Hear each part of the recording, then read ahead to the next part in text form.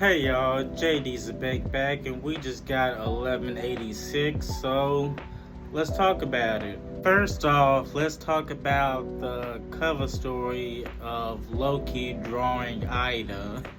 Super adorable, and I miss Ida every single day, just like Loki does. While Aspiri is being attacked by the world government, Brooke is talking to Shuri, or what's left of Shuri. Definitely not Emu in the shadow. It's definitely one of the five elders, but it could be Emu in their body controlling them, so you never know.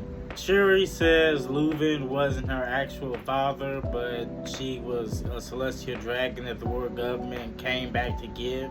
Not really sure how that could be the case if Kandel gave birth to Shuri and there were witnesses to the birth.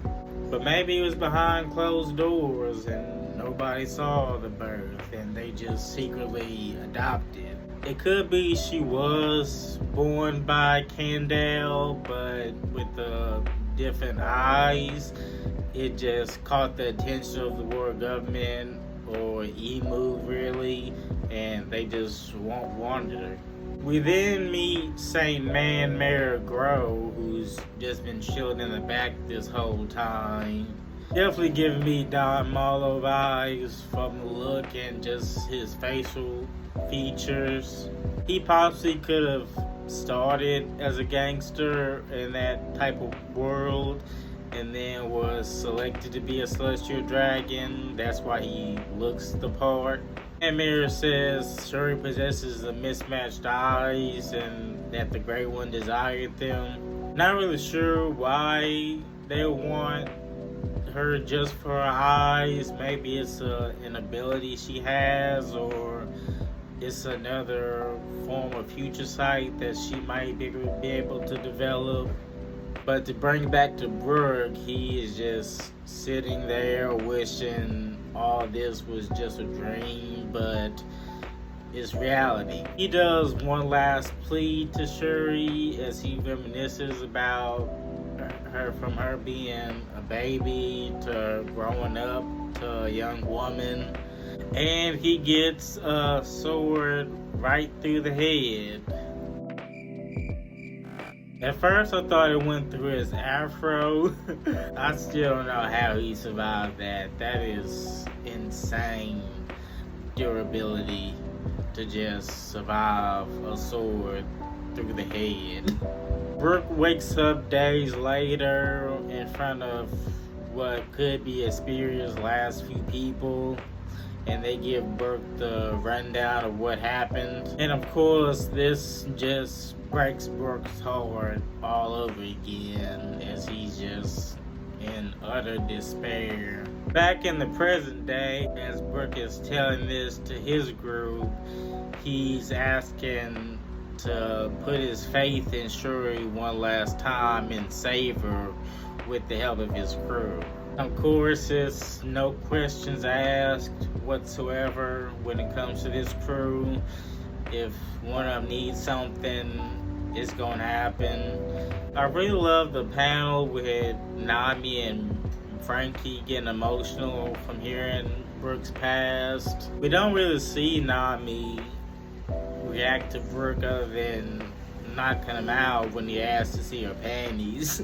So it's refreshing to see her actually show care and love for Brooke. It's always been there, it's just Nami has her own way of showing love to her crewmates. Now, how they're gonna get Shuri or Gunko out of that ice, I have no idea. Frankie says he can use his radical beams. Nami wants to try to use lightning. Jinbei just looks like he's gonna try to hit it. And Usopp just looks confused as always. Back at the cafeteria, Luffy is finally done eating and is ready to battle. Back where Loki and Emu are battling, Emu mentions 800 years ago the giants were defeated in a bid to get back their children. So it does mean whatever happened, it happened during the boys' century. Imu says when it comes to children, the Giants will always bend the knee to get them back. But that could be for any parent, really, when it comes to the children. It's just when it comes to the Giants, they've been fixated on trying to get them under their power. They'll resort to these type of tactics to do anything in their power to make it happen. I can't remember how many Giants are part of the world government. It has to be less than a dozen. So maybe during that boys' century time, they were able to retrieve some kids, and they were able to inherently grow up in the world government. I understand wanting to have the Giants on your side, but to use their kids as hostages, it just doesn't seem like the best strategy, to be honest. This pisses Loki off, and as he's about to wind up Ragnar, Luffy shows up and he gives Imu a nasty right hand to end the chapter. I'm really glad Luffy is finally at the battle with Imu, and he's ready to throw down with toe-to-toe with possibly the strongest being on the planet. With the help of Loki, of course. It's going to be the craziest 2-on-1 handicap match you could possibly imagine. And I'm really happy we got to experience that flashback with Brook. It just really shows his importance to the crew and just added so much more depth to his character and gave him so many more layers that we thought he didn't even have. We knew it was going to end tragically, but it seemed a little uplifting after Brook was able to ask his crew for help. I'm really happy Brook was able to be comfortable enough to share his past with his crewmates, no matter how dark and tragic the past was for him. Very curious as to how they're gonna get Shuri out of the ice and how they're even gonna convert her back to being Shuri and not Gunko. When it comes to the fight with Imu, I really hope Luffy kind of stays in base for most of it, just to get a feel of the battle and get a feel of Imu, and then start going to gear 2nd, maybe gear 4th, and of course gear 5th. But if he goes to gear 5th, then it's not gonna look good, because he's not gonna last that long in that form. So I think he should just build up to it, get a feel of who he's actually facing.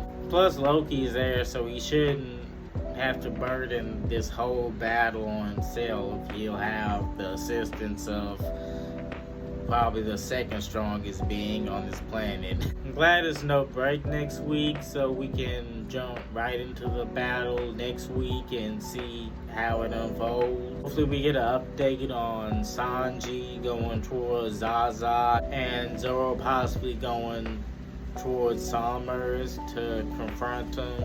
The next couple chapters should be very interesting and jam-packed with a ton of action. And I'm very curious as to what Imu's reaction is gonna be to Luffy. I'm sure he's gonna just think of him as Joy Boy and use that hatred to fuel him.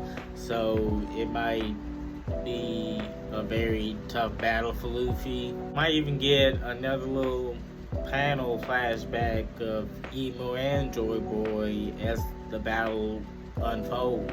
But y'all let me know, what did you think of 1186? How you feel about Brook's backstory? How you feel about Manmere Grow? How you feel about the Giants bending the knee 800 years ago to retrieve the children back? How do you think Brook's group is going to get Shuri out of the ice? How you think Luffy is gonna do against Emu?